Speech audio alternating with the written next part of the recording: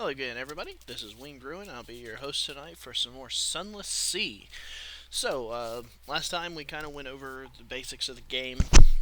Didn't really get into any of the action parts of it. Let's uh, let's get moving. Oh well, actually, I guess I need to get my quests first. Here on the right side, since we are in a port, it does kind of show us basically whatever would be here in the story tab is here on this right hand side for a little bit easier access. For now, what we're going to do is we're going to go into London.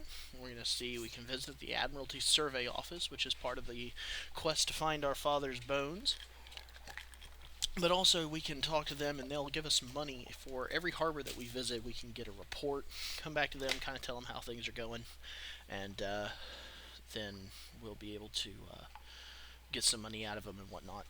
We can go visit the university. However, we can't get to the university until we have a secret. Secret is unlocked by you gain these things called fragments every time you, pretty much for just about anything you do. And it's tidbits of information, knowledge, and whatnot. And eventually, you put together enough of these fragments to create a secret. Secrets are, you could kind of equate them to level ups, and fragments as experience, but it's kind of losing a little bit of the immersion. Uh, but basically, you can trade secrets into various NPC characters for boons, such as going to the university, or you can talk to your officers and trade them secrets for level ups, or increases to your one of your 5 statistics.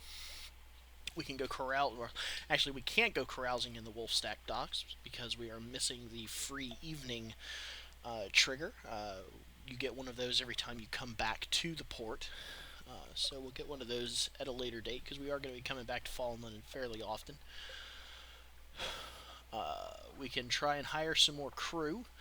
Um, yeah, we don't really need them right now. We've got 8 out of 10. So right now I think we're pretty good on crew. The more crew you have, the faster your supplies get eaten up. So it's usually a pretty good idea to kind of operate with what you need and not what you have to have, or operate what you have to have and not what you want. We can go into dry dock for repairs. We don't need repairs. Our hull is at 75 out of 75. We can offer passage to a tomb colonist. We are going to go ahead and do that because we do want to go up to Vendor Blight. It says here, an immigrant will pay to be taken north to Vendor Blight, or Vendor Bite.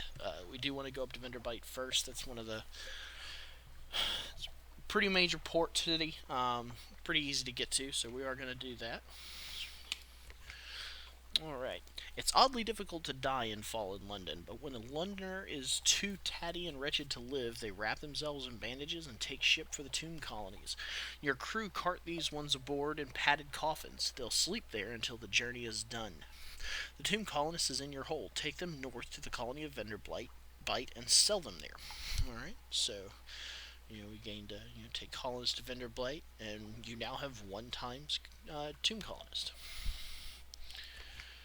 Alrighty, and then or we can look for new recruits, and again, you have to have a particular trait, I guess is the best way to put it. That'll crop up in your journal, which you don't have right now. So we can go back into London. We're going to go into the Admiralty Survey Office. Alright, they'll pay for information from Z captains. Find out what and how. Alright, so once we're in here, the Admiralty's picket fleets and intelligence networks are long gone. The survey office pays Z captains a small sum for recent information. Visit and investigate ports to gain port reports and trade them in here. The first time you trade in a port report, you'll gain Admiralty's favor. Okay. Alright, so what we've got is ask if there's anything in particular they need. Okay, so what we can see here is, as you saw, like some of them in the earlier section said locked, and so basically you have requirements to be met. With this one, unlocked with favors, Admiralty's favor no more than 2. So as long as we have less than 2 Admiralty's favors, we can do this one. And then also, unlocked when objective and Admiralty commission is blank, no current commission. We don't have a current commission from the Admiralty Survey Office, so we fulfill that objective. So we can hit go. This port. Speak to our agent there and return. We'll see that you are rewarded.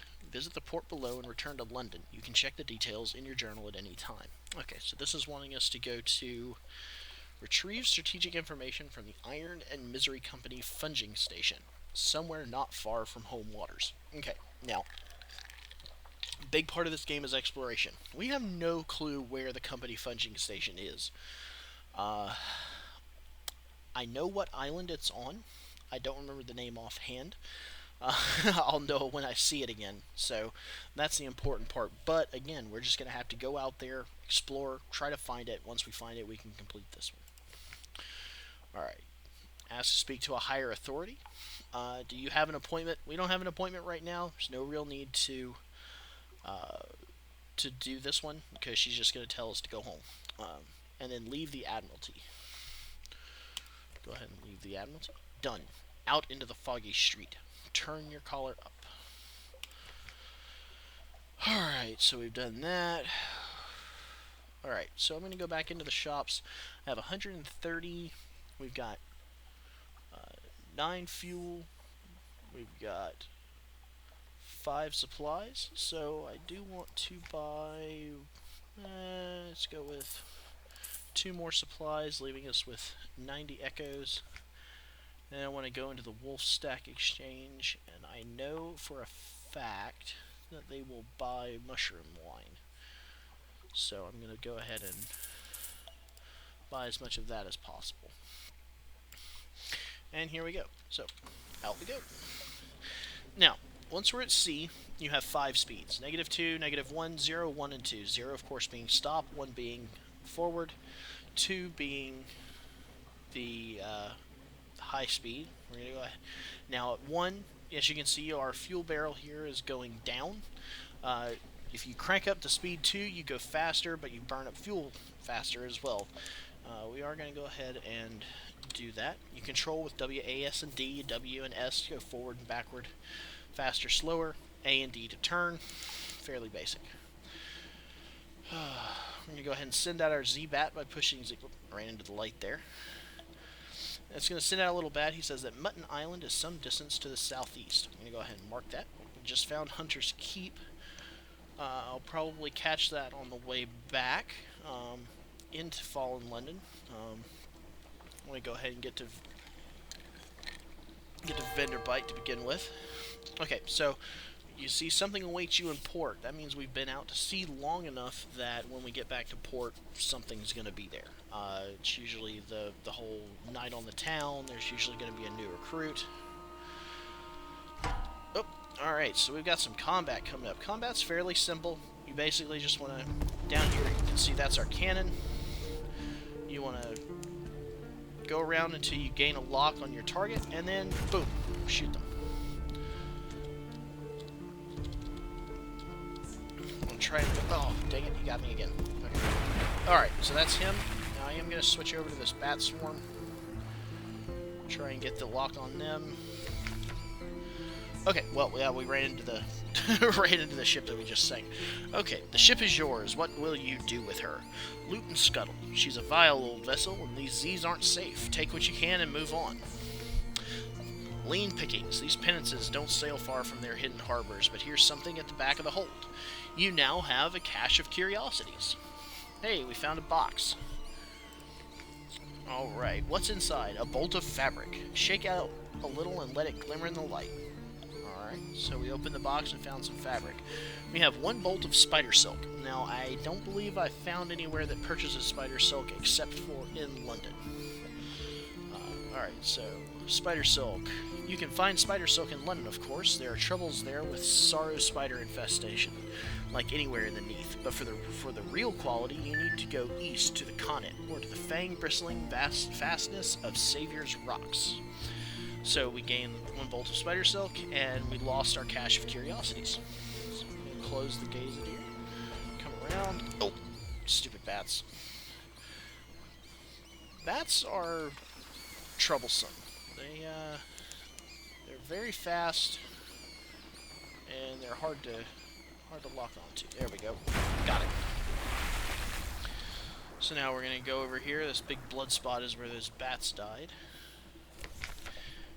A bat swarm defeated. Little leathery corpses lie scattered across your deck. The rest of the swarm vanishes into the neathly dark. Gather up the corpses. They are succulent with stolen blood. Into the pot. Or dispose of the corpses. Their mere touch leaves you shuddering. Okay, so right now our terror. Now this is something else I haven't covered. So we've gone over fuel, we've gone over hunger, terror. Now, again, this is where that whole horror aspect comes in. It's dark down here. People are scared of the dark. The longer you're out at sea in the dark, your terror meter climbs up. These little pips slowly fill up, and these pips can be either green, yellow, or red. If it's green, it's going up very slowly. If it's yellow, it's going up a little bit faster, and if it's red, it actually fills 2 pips at a time. Um, Basically, when this meter fills up, it adds 1 to your terror rating. I've never filled up my terror rating, so I don't actually know what can happen, but I do know that I'm pretty sure bad things happen, because let's face it, people freaking out because they're terrified is not usually good. So apparently disposing of the corpses will reduce your terror, but right now our terror is only 3, so we're going to go ahead and gather them up. An unorthodox diet. Those little bones are troublesome and the flesh a little gamey, but salt them well enough and they're quite edible. So we gain 1 terror, so we go up from 3 to 4, but we gained a supply, giving us a total of 7, which is nice. And here we go. Check the map. Just keep heading north. Now, the way the map is set up is kind of interesting.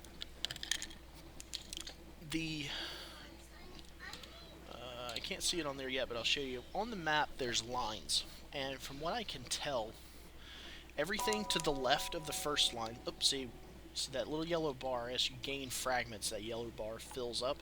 When it hits the end, you gain a secret. So we've gathered enough fragments to gain a secret. So now we can either, I guess it'll give us the all clear so that we're no longer battle stations. Alright, we're going to be pulling into the port here. Make it. There we go. And dock. Alright. The trouble with tomb colonists.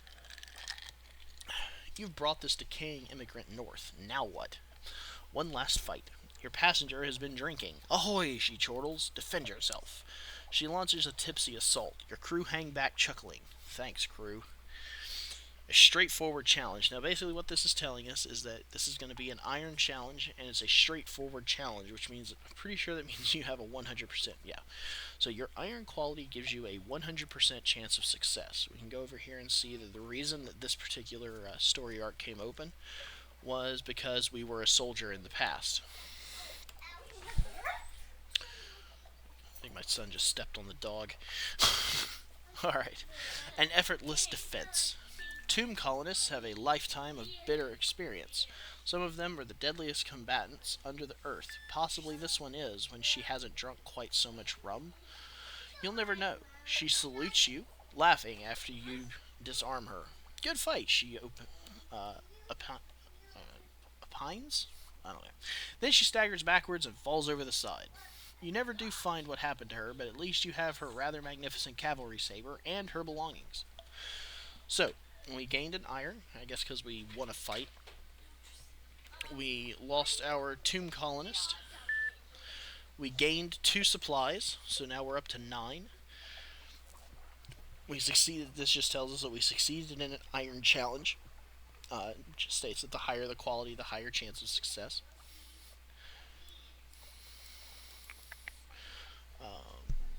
We did bring a tomb colonist to Vinderbite and defeated them in an unexpected duel. That's a upgrade to this particular story arc, and we now have 1 outlandish artifact. Outlandish artifacts. This belongs in a museum, assuming that colonial imperial appropriation for the purposes of hegemonic taxonomization is a suitable response to the problem of intercultural contact, which it probably is, because museums are magnificent institutions. If you made an ironclad will, you can convert a collection of these into an heirloom for your successor. That's kind of going into the things for your lineage. You collect a certain number of items, and you can basically pass them on to the next captain in line. we'll get into that a little bit later. I've never actually managed to do that. Um, so, alright. So we'll continue on. So now you can see our iron's up to 52 instead of 51. Alright, Tomb Colony of Venderbite. What are we doing here? On deck, you can hear the sound that 1,000 bandaged dead make as they shuffle and cough. It's something like the world's most restless concert audience or the world's most plague-ridden cathedral. So we can have a dusty glass of wine. Venderbite is not the most promising place for shore leave. Too much decay, too little light, too many bandaged walking corpses, few companions of easy virtue. No cinnamon, no recent newspapers, very little pickled cave herring. So you can see here that in order to unlock this particular thing, you have to have 50 echoes, which we only have 6 right now, but we'll fix that here in a minute. And you also have to have 25 terror. So as you can see, we only have 5. Basically, you do this and an event occurs and you lose a little bit of terror. Basically, terror is fixed by doing things that make you feel a little bit better, shore leave, carousing, drinking, that kind of thing. You can go explore Venderbite, or Venderbite. Learn about the bandaged poissonnier. Can visit the first curator. Z Captains. The first curator gives audience. The first curator is responsible for the preservation of the tomb colonies. It has been here much longer than London, like all the oldest tomb colonists. But even tomb colonists dissolve in the end. Its time is close. We are going to go ahead and give this because he does give a quest. Visit the first curator. Oh, we already read that one. Alright. No more light, the obsequious steward cautioned you. The curator is terribly afraid of moths. Moths and light, I can definitely see that. He opens the door and you step into near darkness. A pair of luminous lamplighter bees buzz in a latticed ivory tube. There is no other source of light.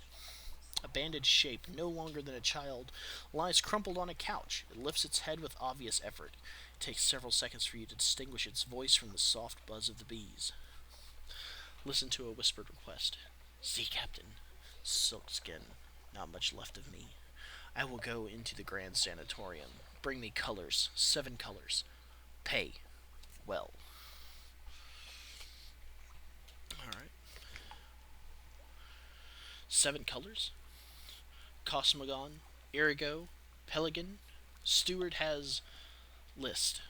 Find them here and there across the wide Black Sea. Alright, so let's ask him about what the Grand Sanatorium is. One hears the name whispered here and there in the arcades of Venderbite. A long, low chuckling. Oh, Silkskin, you don't want to know. Apparently Silkskin is what the bandaged people like to call humans. The chuckling becomes a cough. We don't die here below, not unless we go to Z, so we needed something else. Somewhere to end. Accept the commission. Thank you. This poor flesh thirsts for colors. Okay, so... Alright. No more words. It collapses, wrestling back on the couch. Even the effort of speaking seems to have diminished it a little. The audience is over. As the door opens, it shrinks from the finger of light that reaches across the floor. Outside, the obsequious steward nods. The book? Yes, the book. He hands you a slim, illustrated volume. The curator is old as dust. We will all be grateful if you do this one last favor. So basically we got a book here called The Neathbow. And what this is going to do is... okay, so the description is a book for children. One page is devoted to each of the colors of the Neath, which are not found on the surface. So basically the quest we have is to travel around in the Nether Sea and find one of each of these colors. We'll figure it out eventually, I guess. Good to go ahead and have it, though. Alright. Gather gossip. Who's plotting what out in the tomb colonies? Alright, so this is where we pick up a port report. Along the coast of the Unterzee, it's remarkably hard to die. The decrepit, nearly dead, who leave London become tomb colonists and settle here in bandaged peace. But they don't give up their ties to home or their politics. You gather a haul of complex clues, enough to keep your contacts in London interested. So, we just gained a port report for Venderbite. so we can take this back to the Admiralty, and they will pay us money and give us rewards and whatnot. Alright, and the last tour operator. Ho, Captain, I have 12 sad and bandaged souls here. They're choosing their final fate. Will you take them on one last diversionary tour? It may be a longish trip. Make sure you have enough supplies. Okay, so we're not going to do this one right now, because with this one you have to find 3 different ports to take these colonists to. Plus you have to have at least 12 supplies before you can even activate this. Now we only have 9 right now, but the thing is you lose those 12 supplies, so you want to have 24 supplies before you even start this, just to make sure you have enough supplies to be tootling around on the ocean, trying to drop these dead people off. Alright. We will go ahead and do this one, though, and explore Venderblight. Here they favor candlelight over gaslight. The shadows are swagged like cobwebs. The tomb colonists stand still enough to be mistaken for sculpture until they laugh or cough. 1 building in 3 seems abandoned. Alright. A corkscrewed street. At the twisty tip of an odd little side street, welcoming yellow light glows from the gilt-lettered windows of a restaurant. A sign reads, "Vengeance of Jonah." A beefy tomb colonist bustles up. A gray mustache pokes impertinently out from under his bandages. Come in, come in. Okay, so we lost 1 terror. I guess, we're going to have some dinner, so, that makes it... Everybody likes having a full belly. That's all for now. There's nothing more to see here. But we did find out that a bandaged poissonnier at Venderbight seeks passage with a Z captain sympathetic to intrepid cuisine. Alright, so now what that did was that did open up the Vengeance of Jonah. Here we go. Okay. It's a cramped little place, but much better lit than most places in the tomb colonies. The scents of the dishes are multitudinous and extraordinary. Are they good? They might be. They might be good. It's difficult to tell. So we can recruit the bandaged poissonnier. The bandaged poissonnier has long wished to travel, but you'll need to outfit the galley to his exacting standards. So this is one of the potential officers that you can pick up. So you can't have a bandaged poissonnier already on your ship, and you have to have the learning about the bandaged poissonnier. But you also have to have 300 echoes. So yeah, he's going to require you to have a lot of money. We are nowhere near that right now. Offer a strange catch. The Vengeance of Jonah is liberal in its approach to edibility. They will pay a small fee and return some of the material to you as supplies. So there's a 50% chance of success on this one. You do have to have a strange catch in your inventory, which I do not have at this time. And sample today's special. The food here is exceptional. You need not fear poisoning or boredom. Definitely not boredom. This is usually a more effective way of reducing terror than purchasing a dusty glass of wine, and will also reduce hunger. So again, this time you have a 60% chance of success for this one. It does require you to have 60 echo and at least 5 terror. So yeah, we only have 4. We're not that freaked out right now, so I think everything's alright. Alright, well, I think we're done with the city itself, so what we're going to do is we're going to come over here to the shops. Now, we bought these casks of mushroom wine for 20 apiece. We're going to sell them at 23. Yeah, a little bit of profit. We only had 4, but that's still going to be 12 ticks of profit. Can't complain too much about it. Okay. You have the... so you've got the Arcade of Size. They buy mushroom wine and foxfire candles. They will buy mushroom candles or foxfire candles at 33. So that's a good thing to remember. Maybe we can buy some of those back in London and bring them back here. So we have the Hollow Temple. So if you have Memories of Distant Shores, they'll buy them at 12. You have Recent News, they'll buy it at 10. Or Visions of the Surface, they'll buy for 15.